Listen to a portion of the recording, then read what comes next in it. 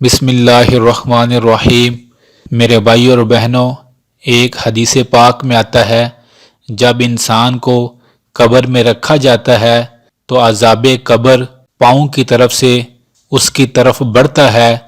تو پاؤں کہتے ہیں اس طرف سے نہ آگے آؤ، اس طرف سے تمہارے لیے کوئی راستہ نہیں، کیوں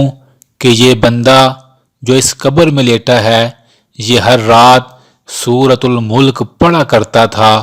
اللہ اکبر۔ جب وہ عذاب قبر اس بندے کے سر کی طرف سے آگے بڑھتا ہے تو سر کہتا ہے اس طرف سے آگے نہ بڑھو، یہاں سے تمہارے لیے کوئی راستہ نہیں، کیوں کہ یہ جو بندہ اس قبر میں لیٹا ہے یہ ہر رات سورۃ الملک پڑھ کے سویا کرتا تھا، اس طرف سے تمہارے لیے کوئی راستہ نہیں۔ اللہ اکبر۔ ذرا سوچئے میرے بھائیوں اور بہنوں، کتنا خوش نصیب وہ انسان ہے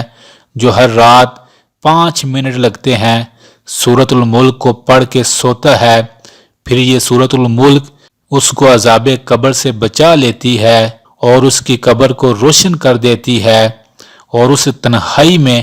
اس کا ساتھی بن جاتی ہے۔ میرے بھائی اور بہنوں، زندگی بڑی تیزی سے کم ہوتی جا رہی ہے، 5 منٹ سے کوئی قیامت نہیں آئے گی، لیکن ایک بات یاد رکھنا، 5 منٹ سورۃ الملک کو پڑھنے سے قیامت تک جس ہم قبر میں رہیں گے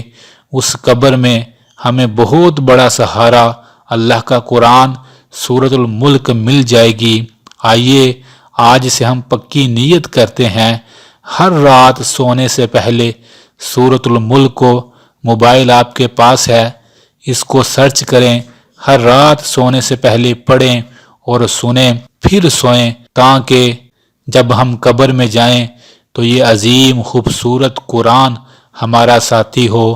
جمعۃ المبارک کا دن تو ویسے ہی نیکیوں کا دن ہے، جمعۃ المبارک کے دن تو خاص طور پر یہ تمام وظائف کیا کریں